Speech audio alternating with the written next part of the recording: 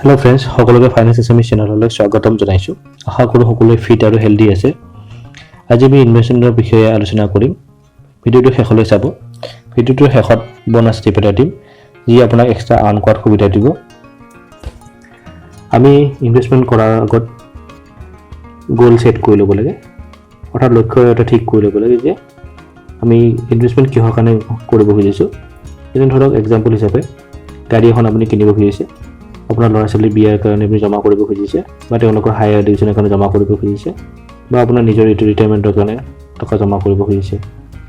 এই লক্ষ্যটো ঠিক ছেট কৰাৰ পিছত আপুনি কিমান সময়ৰ কাৰণে জমা ৰাখিব, ইনভেষ্টমেণ্টটো পিৰিয়ডটো কিমান হ'ব, আপুনি সেইটো ছেট কৰি ল'ব লাগে। ধৰক গাড়ী এখন কিনিব আপুনি 2 বছৰৰ কাৰণে, 2 বছৰ পিছত, তো 2 বছৰৰ কাৰণে আপুনি ইনভেষ্টমেণ্ট কৰিব লাগে। আৰু ল'ৰা ছোৱালী বিয়াৰ বা হায়াৰ এডুকেশ্যনৰ কাৰণে আপুনি 10 বছৰ বা 15 বছৰৰ কাৰণে এটা ইনভেষ্টমেণ্ট কৰিব লাগে। বা আপোনাৰ ৰিটায়াৰমেণ্টৰ কাৰণে আপুনি গোটেই ৰিটায়াৰমেণ্টৰ সময় হ'লেকে আপুনি ইনভেষ্টমেণ্ট কৰিব লাগিব পাৰে। ইনভেষ্টমেণ্টৰ গ'ল আৰু ইনভেষ্টমেণ্টৰ পিৰিয়ডটো ঠিক হোৱাৰ পিছত ৰিস্ক টেকিং এবিলিটি জানি ল'ব লাগে। আপোনাৰ ৰিস্ক ল'বলৈ কিমান আপুনি সক্ষম সেইটো জানি ল'ব লাগে। সকলো মানুহৰে ৰিস্ক বিয়াৰ কৰাৰ কেপাচিটি একে নহয়। ধৰি লওক 100 টকা আপুনি ইনভেষ্ট কৰিছে, আপুনি 20 টকা মুনাফা পাবৰ কাৰণে 100 টকাটো 70-80 টকা হৈ যোৱাৰ ৰিস্ক আপুনি ল'ব নুখুজিব পাৰে, আৰু আপুনি 100 টকাত 7 টকা ৰিস্ক ফ্ৰী ৰিটাৰ্ণ লৈ সন্তুষ্ট হ'ব পাৰে। গতিকে আপুনি নিজে ঠিক কৰি ল'ব লাগিব আপোনাৰ ৰিস্ক টেকিং কেপাচিটি কিমান হয়। আমাৰ ভাৰতত ইনভেষ্টমেণ্ট দুটা প্ৰকাৰৰ হয়, এটা ফাইনেন্সিয়েল ইনভেষ্টমেণ্ট আৰু এটা non financial investment. Share market, mutual fund ইনভেষ্টমেণ্টক মাৰ্কেট লিংক ইনভেষ্টমেণ্ট বুলি কয়, আৰু debt mutual fund, PPF, NSC এইবোৰক ফিক্সড ইনকাম ইনভেষ্টমেণ্ট বুলি কয়, আৰু গোটেইকেইটা একেলগে মিলাই ফাইনেন্সিয়েল ইনভেষ্টমেণ্ট বুলি কয়। আৰু গ'ল্ড, চিলভাৰ, প্ৰপাৰ্টি ইত্যাদিবোৰত ইনভেষ্টমেণ্টবোৰক নন ফাইনেন্সিয়েল ইনভেষ্টমেণ্ট বুলি কয়। আমি এইটো ভিডিঅ'ত 8টা ইনভেষ্টমেণ্টৰ বিষয়ে আলোচনা কৰিম। প্ৰথমতে আহিল ডাইৰেক্ট ইকুইটি। আমি ষ্টক মাৰ্কেটৰ পৰা ডাইৰেক্ট কোনো কোম্পানীৰ শ্বেয়াৰ কিনিব পাৰোঁ। যেতিয়া ষ্টকটোৰ দাম বাঢ়ি যাব তেতিয়া আমি বিক্ৰী কৰিলে লাভ পাওঁ। শ্বেয়াৰ মাৰ্কেটৰ পৰা ৰিটাৰ্ণ পোৱাটো বহুত বেছি আশা কৰিব পাৰি, কিন্তু ইয়াত ৰিস্ক বহুত থাকে, কাৰণ শ্বেয়াৰৰ দাম সঘনাই বঢ়া কমা হৈ থাকে। শ্বেয়াৰৰ কিমান ৰিটাৰ্ণ পাব তাৰ কোনো গেৰাণ্টি নাথাকে, আৰু ইনভেষ্ট কৰা যিখিনি কেপিটেল থাকে সেইখিনি কেতিয়াবা কমি যাব পাৰে বহুতখিনি, বা কেতিয়াবা গোটেইখিনি নোহোৱা হৈ যাব পৰা সম্ভাৱনা থাকে। শ্বেয়াৰ মাৰ্কেটৰ পৰা ইনভেষ্টমেণ্টৰ বৰ এটা সহজ নহয়, কাৰণ ইয়াত বহুতখিনি ফাইনেন্সিয়েল নলেজ ল'ব লাগে, তেতিয়াহে আপুনি সফল হ'ব পাৰে। এটা কথা ভাল যে দীৰ্ঘকালত শ্বেয়াৰ মাৰ্কেটৰ পৰা সদায় পজিটিভ ৰিটাৰ্ণ দি আছে। শ্বেয়াৰ মাৰ্কেটত কিছুমান ষ্ট্ৰিক্ট ৰুল ফ'ল' কৰিব লাগে, তেতিয়াহে ছাকচেছ পাব পাৰি। ৰাইট ষ্টক সদায় পিক কৰিব লাগে। যদি কোনোবা ষ্টক ভুল কৰি চিলেক্ট কৰে আপুনি লছ খাব পাৰে। তেনেকৈ ধৰক HDFC বেংকত যোৱা 10 বছৰত প্ৰতিটো বছৰে 33% ৰিটাৰ্ণ দি আছে। ঠিক তেনেকৈ য়েছ বেংকে শ্বেয়াৰ হোল্ডাৰৰ পইচা ডুবাই দিছে। তাৰপিছত আমি ইনভেষ্টমেণ্ট সদায় বেলেগ বেলেগ ছেক্টৰত কৰিব লাগে। কত এটা ছেক্টৰতে ইনভেষ্ট কৰিব নালাগে, বেলেগ বেলেগ ছেক্টৰ থাকে। FMCG আছে, ইঞ্চুৰেঞ্চ আছে, মটৰ আছে, ফাৰ্মা আছে, এইবিলাকত ইনভেষ্টমেণ্ট কৰিব লাগে বেলেগ বেলেগ ছেক্টৰত। তেতিয়া আমাৰ ইনভেষ্টমেণ্টটো এটা ছেক্টৰে যদি বেয়া পাৰফৰ্ম কৰে আৰু এটা ছেক্টৰৰ ভাল পাৰফৰ্মে সেইটো মিনিমাইজ কৰি দিয়ে। কমত কিনিব লাগে আৰু বেছি দামত সদায় বিক্ৰী কৰিব লাগে, আৰু ষ্ট্ৰিক ষ্টপ লছ সদায় ল'ব লাগে।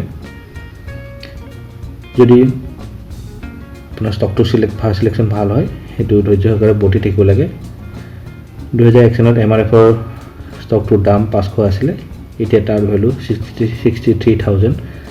গতিকে যোনে 2001ৰ পৰা 2020লৈকে খুব পেচেঞ্চিয়েলি ইউজ কৰি আছিলে, ষ্টকটো ৰাখি থৈ দিছে, তেওঁলোকেহে এই শ্বেয়াৰৰ যিটো ভেলু বাঢ়িছে সেইটো উপভোগ কৰিব পাৰিছে। আৰু এটা মন কৰিব যে শ্বেয়াৰ মাৰ্কেটত ইনভেষ্টমেণ্ট কৰিবলৈ ডিমেট একাউণ্ট থাকিব লাগিব। তাৰপিছত আহিল মিউচুৱেল ফাণ্ড। মিউচুৱেল ফাণ্ড এটা পুখুৰী য'ত সৰু ডাঙৰ সকলো ধৰণৰ মানুহে ইনভেষ্টমেণ্ট কৰিব পাৰে। ধৰক পুখুৰীটোত মাছৰ পোনা কোনোবাই এৰি দিছে, আপুনিও এৰি দিছে, বহুজনে এৰি দিছে। মাছবোৰ চোৱা চিতা কৰিবলৈ এজন দক্ষ মানুহ আপুনি ঠিক কৰিলে তেখেতে মাছত কি দানা দিব লাগে, কি ঔষধ দিব লাগে সকলো জানে। আৰু মাছবোৰ ডাঙৰ হোৱাৰ পিছত আপুনি সেই মাছবোৰ উলিয়াই আনিব পাৰে। মিউচুৱেল ফাণ্ডটোৰ ভাষাত এই চোৱা চিতা কৰা মানুহজনক ফাণ্ড মেনেজাৰ বুলি কয়। আৰু পুখুৰীটোক আপুনি এটা পুল বুলি ক'ব পাৰে, যে মিউচুৱেল ফাণ্ডত গোটেইবিলাকে ইনভেষ্টমেণ্ট কৰে, গোটেইবিলাক লগ হয় আৰু গোটেই যিখিনি একেলগে পইচা জমা হয় সেই ফাণ্ডটোত ফাণ্ড মেনেজাৰে বেলেগ বেলেগ ষ্টক কিনি আপোনাৰ হৈ কামখিনি কৰে। আৰু তেওঁ চোৱা চিতা কৰাৰ নামত এটা খৰচ লয়, সেইটোক এক্সপেন্স ৰেচিঅ' বুলি কয়। শ্বেয়াৰ মাৰ্কেটত ইনভেষ্ট কৰিলে মিউচুৱেল ফাণ্ডৰ থ্ৰুদি সেইটো ইকুইটি মিউচুৱেল ফাণ্ড বুলি কয়। আৰু ফিক্স ৰিটাৰ্ণ দিয়া গভৰ্ণমেণ্ট ছিকিউৰিটিজ বা কোম্পানী ছিকিউৰিটিজবোৰত ইনভেষ্ট কৰিলে সেই ফাণ্ডটোক ডেট মিউচুৱেল ফাণ্ড বুলি কয়।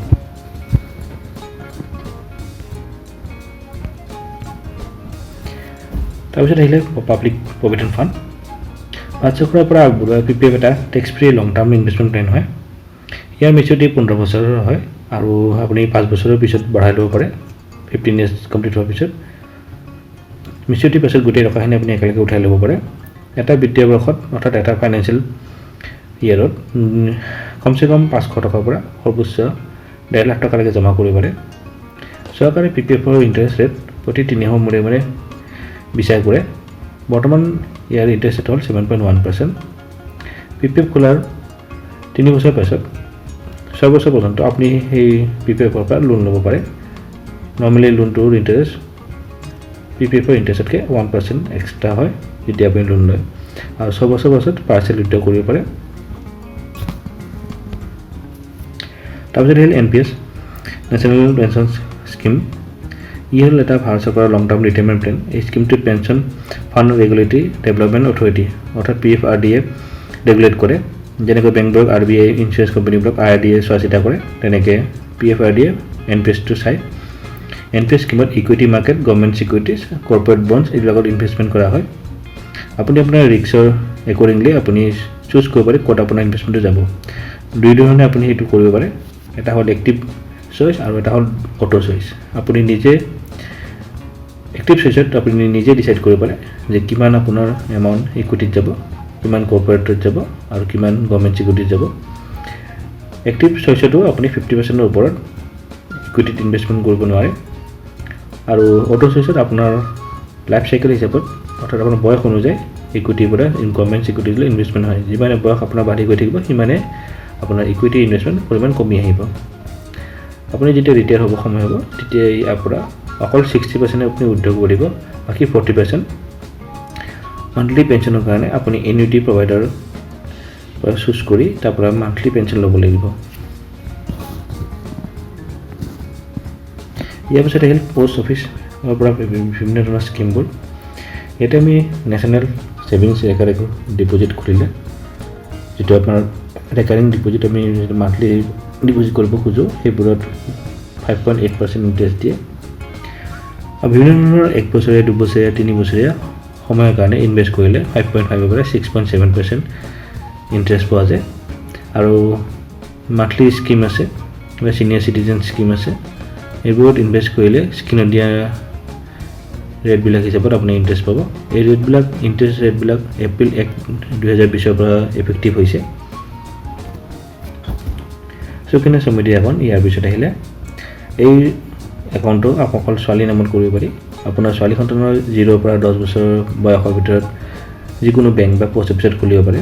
এই স্কিমত একাউণ্ট খোলাৰ পৰা 21 বছৰলৈ আপুনি একাউণ্টটো খুলি ৰাখিব লাগিব। যদি ছোৱালীটোৰ বয়স 18 বছৰ পাৰ হৈ বিয়া পাতিব ঠিক কৰিছে, তেতিয়া 21 বছৰ আগতে আপুনি একাউণ্টটো বন্ধ কৰিব পাৰে। নহ'লে 21 বছৰলৈকে একাউণ্টটো চলাই ৰাখিব লাগিব। মানে যেতিয়াৰ পৰা আপুনি একাউণ্টটো খুলিছে তেতিয়াৰ পৰা 21 বছৰলৈকে। আৰু প্ৰতিটো বিত্তীয় বৰ্ষত মিনিমাম 250 টকাৰ পৰা 1.5 লাখ টকালৈ জমা কৰিব পাৰে। এই একাউণ্টটো অতি বেছি 2জনী ছোৱালীৰ নামতহে খুলিব পাৰিব, তাতকৈ বেছি খুলিব নোৱাৰে। যদিহে আপোনাৰ টুইনছ বা ট্ৰিপলেট জন্ম পাইছে তেতিয়া আপুনি 3জনী ছোৱালীৰ নামত একাউণ্টটো খুলিব পাৰে।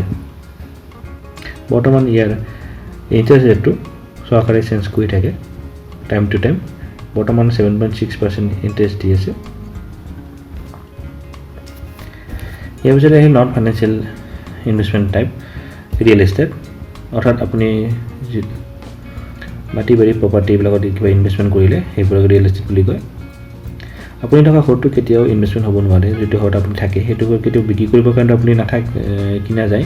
ঘৰটো আপুনি থাকিবৰ কাৰণে বনাইছে বা কিনিছে, তো সেইকাৰণে সেইটো কেতিয়াও ইনভেষ্টমেণ্ট হ'ব নোৱাৰে। যদিহে কিবা ছেকেণ্ড প্ৰপাৰ্টি আপুনি কিনিছে, সেইটো নিজে থকাৰ কাৰণে নহয়, কিন্তু কিবা পিছলৈ বিক্ৰী কৰিবৰ কাৰণে বা ভাড়াৰ কাৰণে আপুনি সেইটো কিনিছে বা বনাইছে, সেইটো ইনভেষ্টমেণ্ট বুলি ক'ব পৰা যায়। আৰু প্ৰপাৰ্টিটো কোন ঠাইত আছে তাৰ বজাৰ মূল্য সেইটোৰ ওপৰতে ডিপেণ্ড কৰে। আৰু তাৰ পৰা আহিবলগীয়া ভাড়াটো সেই প্ৰপাৰ্টিটোৰ লোকেশ্যনটোৰ ওপৰতে ডিপেণ্ড কৰে। প্ৰপাৰ্টিটো চেল কৰাৰ সময়ত প্ৰচেছখিনি বৰ দীঘলীয়া হয়। তো সেইকাৰণে কেতিয়াবা আপুনি বহুত সোনকালে পইচা লগা হ'লে কম দামতে বিক্ৰী কৰিব লগা হয়। সেইটো কাৰণে ৰিয়েল এষ্টেটৰ ইনভেষ্টমেণ্টটো অলপ ইললিকুইড বুলি কয়। আমি বহুতে সোণত বা গ'ল্ড চিলভাৰত ইনভেষ্টমেণ্ট কৰোঁ, অৰ্থাৎ কিছুমান সোণ ফিজিকেলি আমি সোণৰ অলংকাৰ কিনো, সেইবোৰ ইনভেষ্টমেণ্ট বুলি ধৰিব নালাগে। কিয়নো সোণৰ অলংকাৰটো আমি মেকিং চাৰ্জ দিব লাগে বা ডিজাইন লৈ কিছুমান 25% বা 4% পৰ্যন্ত তেওঁলোকৰ খৰচ থাকে। এইবোৰ গলালে আপোনাৰ সোণৰ অলংকাৰটো গলালে যেতিয়া আপুনি সোণটো যিহেতু মিক্স কৰি বনোৱা যায়, পিয়'ৰ ফৰ্মত সোণটো কেতিয়াও ভেলুটো পোৱা নাযায়, অলপমান দাম কমি যায়। যিহেতু আপোনাৰ সোণটো মিক্স কৰা থাকে অলংকাৰটো, তো আপোনাৰ গলালে আপোনাৰ মেকিং চাৰ্জখিনি আপোনাৰ এনে যায় আৰু ওজনটো অলপ কমত কৰিব লগা হয়। তো ইয়াতকৈ আপুনি গ'ল্ড বা চিলভাৰ বেলেগ ধৰণে কিনিলে ভাল হয়। আপুনি পিয়'ৰ ফৰ্মত কইন কিনিব পাৰে, যিকোনো বেংকত আজিকালি এভেইলেবল থাকে। গ'ল্ড কইন কিনিব পাৰে, চিলভাৰ কইন কিনিব পাৰে বা যিকোনো জুৱেলাৰী শ্বপতো আপুনি কিনিব পাৰে পিয়'ৰ গ'ল্ড কইন বা পিয়'ৰ চিলভাৰ কইন। আৰু গ'ল্ড ইটিএফত থ্ৰুদিও আপুনি পেপাৰ গ'ল্ড কিনিব পাৰে। এইটো আপোনাৰ পেপাৰত আপোনাৰ ডকুমেণ্ট থাকিব যে আপুনি গ'ল্ডত ইনভেষ্ট কৰিছে। আৰু ছমেন গ'ল্ড বণ্ড কিনিও আপুনি ইনভেষ্টমেণ্ট কৰিব পাৰে। আৰু গ'ল্ড মিউচুৱেল ফাণ্ড বুলিও আপুনি এটা মিউচুৱেল ফাণ্ড আছে, তাতেও আপুনি ইনভেষ্টমেণ্ট কৰিব পাৰে। আৰু কিছুমানৰ এটা হেবিট থাকে, কিছুমান পেইণ্টিং কালেকশ্যন কৰে, কিছুমানে ষ্টাম্প কালেক্ট কৰে, কিছুমানে এণ্টিক আইটেম কালেক্ট কৰে, কিছুমানে পুৰণি মুদ্ৰা কালেক্ট কৰে। ইত্যাদি এইবিলাক কিছুমান সংগ্ৰহ কৰি ৰাখে। তো এইবোৰৰ পৰা কেতিয়াবা মানুহৰ ৰিটাৰ্ণ পাব পাৰে লংগাৰ টাৰ্মত, কিন্তু এইবোৰৰ লগত হাই ৰিস্ক থাকে। কাৰণ এইবোৰৰ বিষয়ে যদি আপুনি অনভিজ্ঞ হয়, তাৰ প্ৰফিটেবল নাপাব পাৰে আপুনি। ইয়াৰ পিছত ফাইনেল নোটটোলৈ আহিলোঁ। মাৰ্কেট লিংক ইনভেষ্টমেণ্টৰ পৰা সদায় হাই ৰিটাৰ্ণ পোৱাৰ আশাত আমি ইনভেষ্টমেণ্ট কৰোঁ, তাকেও তাত লগতে ৰিস্কটো অলপ বেছি থাকে। তাৰপিছত ফিক্স ইনকাম ইনভেষ্টমেণ্টৰ পৰা আমি সুস্থিৰ এটা ৰিটাৰ্ণ পাব পাৰোঁ, যিটো আমাৰ পুঁজি জমা কৰাত সুবিধা হয়। মাটি বাৰী বা প্ৰপাৰ্টি এইবিলাক কিনোতে বহুত টকা দৰকাৰ হয়। যদি আপোনাৰ অধিক টকা আছে তেতিয়া আপুনি ইনভেষ্ট কৰিব পাৰে। সোণৰ ওপৰত কম পৰিমাণৰ ইনভেষ্ট কৰাটো ভাল, কাৰণ তাৰ মূল্য বজাৰৰ ওপৰত নিৰ্ভৰ কৰে। আৰু এটা ভাল মোটা অংকৰ ধন গোটাবলৈ আপুনি সকলো ধৰণৰ ইনভেষ্টমেণ্ট অপশ্যন সদব্যৱহাৰ কৰিব লাগে। সময়, ৰিস্ক আৰু টেক্সৰ বিষয়ে ভালদৰে জানি শুনিহে নিজৰ বিত্তীয় পৰিকল্পনা হাতত ল'ব লাগে। এতিয়া আহোঁ আমি বোনাছ টিপলৈ।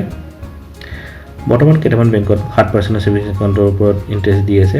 যদি আপোনাৰ বেলেগ বেংকত চেলাৰী একাউণ্ট আছে তাৰ বা আপোনাৰ মেইন একাউণ্ট সেইটোৱে হয় বেলেগ একাউণ্টটো, তাতে আপোনাৰ ইণ্টাৰেষ্ট কম আছে। তো নতুনকৈ খোলা আপুনি 7% যিবিলাকত ইনভেষ্টমেণ্ট পাৰ্চেণ্টেজ ৰিটাৰ্ণ দিয়ে, সেইবিলাক আপুনি একাউণ্ট খুলি ল'ব পাৰে। আৰু তাত UPI মাধ্যমেৰে আপুনি মোবাইলৰ পৰাই পুৰণা একাউণ্টৰ পৰা নতুন একাউণ্টলৈ পইচা ট্ৰান্সফাৰ কৰিব পাৰে। UPIৰে ফাণ্ড ট্ৰান্সফাৰ কৰিলে একো চাৰ্জ নাথাকে। কাষৰ এটা কম্পেৰিজন দিয়া গৈছে, এটা বেংকত আপুনি 3% ইণ্টাৰেষ্ট পালে 5,000 টকাত আপোনাৰ কিমানখিনি এটা বছৰত জমা হ'ব, আৰু এটা বেংকত 7% ইণ্টাৰেষ্ট থাকিলে আপুনি কিমানখিনি ৰিটাৰ্ণ পাব। ইয়াৰ পৰা দুটা লিষ্টৰ পৰা আপুনি দেখিব পাৰিব যে আপোনাৰ বি একাউণ্টত ইনভেষ্টমেণ্ট কৰি আপোনাৰ পইচাটো থাকিলে আপুনি ডাবল পইচাহে পাব।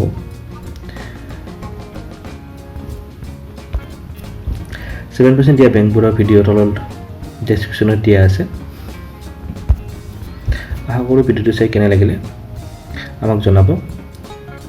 যদি ভাল লাগিলে লাইক কৰি দিব আৰু কিবা আপোনাৰ জানিব লগা থাকিলে কমেণ্ট কৰিব আৰু ভিডিঅ'টোৰ বিষয়ে কিবা আপোনাৰ মতামত থাকিলে আমাক কমেণ্ট কৰিব পাৰে আৰু ভিডিঅ'টো শ্বেয়াৰ কৰি দিব আৰু ফাইনেন্স আছামিজ চেনেলটো ছাবস্ক্ৰাইব কৰি দিব আৰু কাষত থকা বেল আইকনটো ক্লিক কৰি দিব যাতে আপোনাৰ নতুন ভিডিঅ' যেতিয়া মই আপলোড কৰিম আপোনাৰ মোবাইলত নটিফিকেশ্যন আহি যায় ধন্যবাদ